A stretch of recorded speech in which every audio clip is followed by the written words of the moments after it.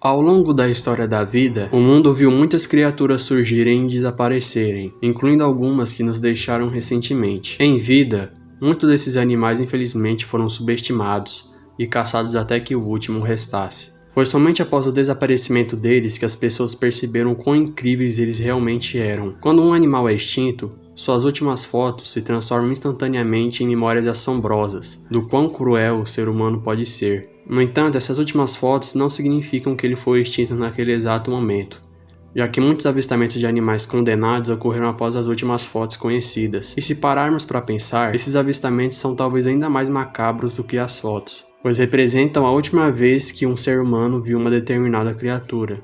Hoje veremos 4 animais famosos que foram extintos e seus últimos avistamentos registrados. O primeiro animal da lista foi um que se tornou muito popular nos últimos anos, e por um bom motivo. Ele era uma criatura magnífica. Conheça um leão da Barbária, também conhecido como leão do Atlas. Este grande felino habitava as montanhas e desertos do Mediterrâneo, do Egito ao Marrocos. Caçadores afirmavam que esta espécie era a maior de todos os leões e possuía longas jubas de cores únicas, que não eram encontradas nas jubas de outros leões. Acredita-se que tenha surgido há cerca de 100 mil anos atrás e tenha prosperado durante esse período. Foi só quando ocorreu a disseminação de armas de fogo e recompensas por sua caça que esse animal passou a enfrentar problemas sérios. A caça ao leão começou a cobrar seu preço rapidamente, e em 1890, apenas 26 anos após seu registro oficial, sua população havia sido dizimada e os avistamentos se tornaram muito raros. Além disso, quando avistados, geralmente se tratava de um indivíduo solo, o que era péssimo, já que antes quase todos os avistamentos envolviam grupos. Após 35 anos depois, em 1925, foi tirada a última foto registrada de um leão da Barbária selvagem. Infelizmente, isso não impediu a sua caça que ainda ocorria, mas já era questão de tempo para aquilo acabar de um jeito ou de outro.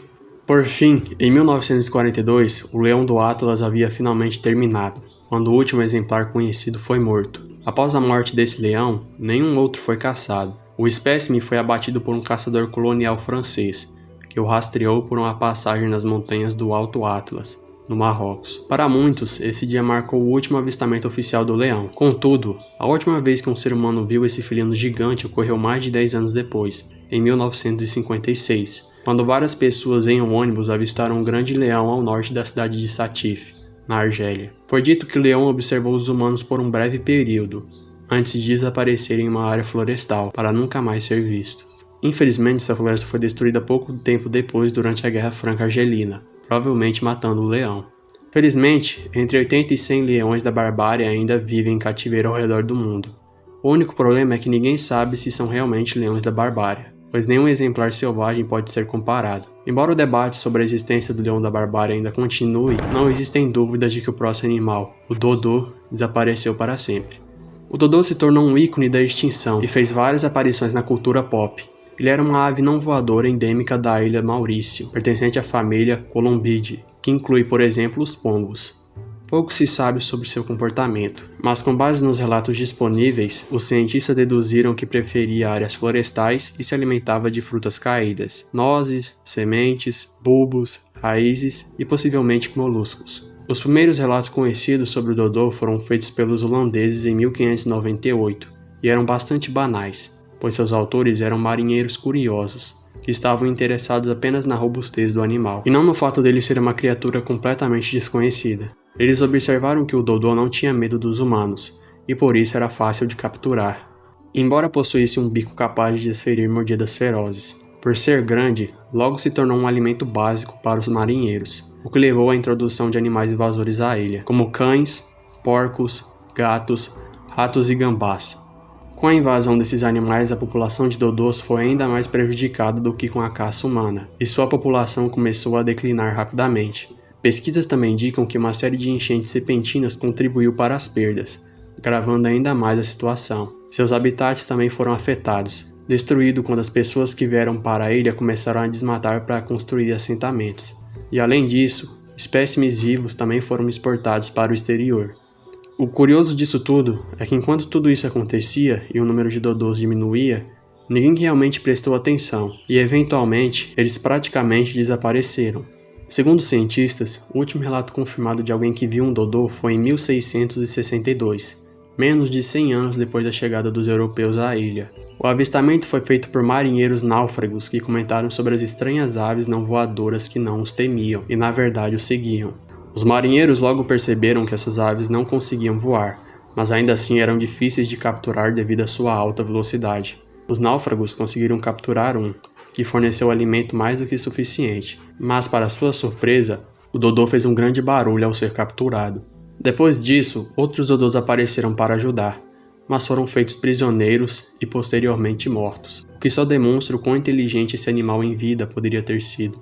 É realmente muito triste que os últimos dodôs avistados tenham sido mortos com tanta indiferença. Fica ainda mais triste quando se percebe que esse tom sombrio em relação ao dodô pode ter continuado mesmo após sua data oficial de extinção, pois avistamentos subsequentes, embora não confirmados, vieram do governador da ilha, que afirmou ter continuado a caçar dodô por vários anos, até 1688, quando nunca mais os avistou, nem ninguém mais na verdade. Se tem uma coisa que podemos aprender com essa história, é que o comportamento dócil dos dodôs, que era algo característico dessa ave em relação aos humanos, não era uma vantagem. E o mesmo pode ser dito da vaca marinha de Steller, um sirênio extinto descrito por George Steller em 1741. Na época, sua distribuição geográfica era limitada às ilhas Comandante do Mar de Bering, entre o Alasca e a Rússia. Mas durante a pré-história, seu habitat era muito maior, estendendo-se até o Pacífico Norte. Este era um animal gigante, sendo a maior espécie de peixe-boi já encontrada, podendo ultrapassar os 7 metros e as 4 toneladas de peso. Mesmo com tudo isso, ele era um verdadeiro gigante gentil, como descrito por Steller, que o considerou uma criatura dócil e social. Se alimentava de algas, vivia em pequenas famílias e se comunicava usando o tamanho e sons de bufos. Infelizmente, essa gentileza foi subestimada por Steller e sua tripulação. O fato da vaca marinha de Steller ser extremamente lenta e não conseguir submergir completamente devido à sua flutuabilidade tornava um alvo fácil, o que infelizmente se provou verdadeiro para a tripulação. Após caçar com sucesso um exemplar, apenas um dia depois de descobri-lo, Steller contou a outros sobre sua descoberta. Com o aumento do tráfego marítimo naquela região, tornou-se comum que comerciantes de peles e caçadores de focas abatessem os animais em massa. Isso representou um grande problema, pois a população de vaca marinha de Steller já era abissal na época da descoberta, com uma estimativa de apenas 2.000 indivíduos vivos. Dessa forma, a caça não demorou a dizimar completamente a população restante, e apenas 27 anos após sua descoberta oficial, a espécie foi extinta. O último registro oficial do avistamento ocorreu em 1768, quando um caçador avistou um indivíduo solitário em águas profundas. Ao ser visto, o animal nadava na direção oposta à do barco do marinheiro, mas quando se viraram, ele havia desaparecido. Nenhum outro exemplar foi visto, ou pelo menos nenhum foi avistado oficialmente. Quase 200 anos depois, em 1963, o Diário Oficial da União Soviética anunciou um avistamento não confirmado, mas que tem grandes chances de ser verídico. O artigo afirmava que um navio baleeiro havia relatado um grupo de grandes mamíferos marinhos pastando algas em águas rasas perto do Kamchatka. A tripulação disse ter visto 6 desses animais, com tamanhos variando de 6 a 8 metros, com trombas e lábios fendidos, e que nadavam muito lentamente. Eles afirmaram tê-los vistos a 100 metros de distância. No dia seguinte encontraram as criaturas novamente, desta vez mais perto, pastando algas marinhas, o alimento conhecido das vacas marinhas de Steller. Isso tornou o avistamento bastante convincente. A única contradição sendo o fato de terem afirmado que os animais submergiam regularmente, o que vai contra a crença tradicional de que a vaca marinha de Steller não conseguia submergir completamente. Após esse encontro, o navio seguiu viagem, e infelizmente desde então, nenhum avistamento relevante foi feito no caso desse peixe-boi.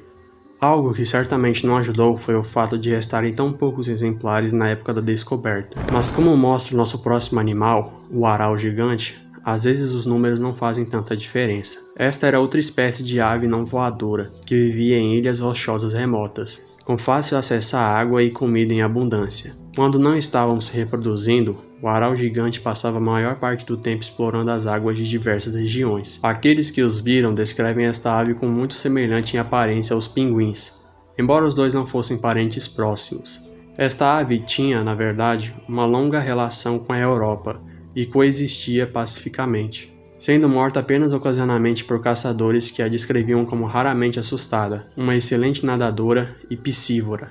Foi somente no século XVIII que o seu abate ganhou força, quando as indústrias de travesseiros perceberam que suas penas eram um bom enchimento para travesseiros. Isso aumentou exponencialmente a quantidade de araus caçados, que na época chegavam a milhões. À medida que a demanda por suas penas aumentava a demanda por sua carne, óleo e ovos. Os marinheiros usavam os locais de reprodução como pontos de referência improvisados para a navegação, aumentando assim as interações entre eles e a ave. No início do século XIX, as pessoas começaram a notar as aparições ocasionais da ave, que antes era comum. Com a descoberta da raridade da espécie, as coisas ficaram ainda piores, pois o museu começou a financiar pessoas para capturar e matá-los, para que seus corpos pudessem ser preservados e estudados. Em 1830, apenas uma ilha da Islândia os abrigava. Mesmo assim, não adiantou de muita coisa, pois uma erupção vulcânica submergiu a ilha, e os sobreviventes tiveram que fugir para uma rocha isolada ainda menor, conhecida como Eldey. Foi lá, em 1844, que a humanidade pela última vez tocou em um aral gigante. 2 caçadores contratados abateram um macho e uma fêmea e destruíram seus ovos. Os caçadores, sem demonstrar piedade, afirmavam que as aves se debateram enquanto eram estranguladas, mas não emitiam nenhum grito. O último avistamento desse animal ocorreu 8 anos depois, durante o Natal. O ornitólogo altamente condecorado Henry Drummond fez o que seria conhecido como o último avistamento confirmado de um aral gigante. Segundo o próprio, enquanto estava em seu navio, avistou uma ave solitária, que ele tinha certeza de ser um aral, ao longo das margens da Nova Finlândia. A ave vagava sem rumo, talvez à procura de um parceiro, sem perceber que talvez fosse o último da sua espécie. Drummond observou que a ave começou a diminuir de tamanho rapidamente, à medida que o navio acelerava, até que finalmente desapareceu para sempre da vista da humanidade. Bom pessoal, esse foi o vídeo de hoje, um tema que sem dúvidas é bem interessante, e que nos causa uma certa reflexão sobre as ações da nossa própria espécie, sobre como no passado fazíamos as coisas erradas sem pensar nas consequências, e que até hoje, infelizmente, as coisas não mudaram, e que a cada dia talvez estejamos mais próximos não da extinção de outras espécies, mas da nossa própria. Se você gostou do vídeo, não se esqueça de deixar o like, comentar e se inscrever. Vejo vocês na próxima.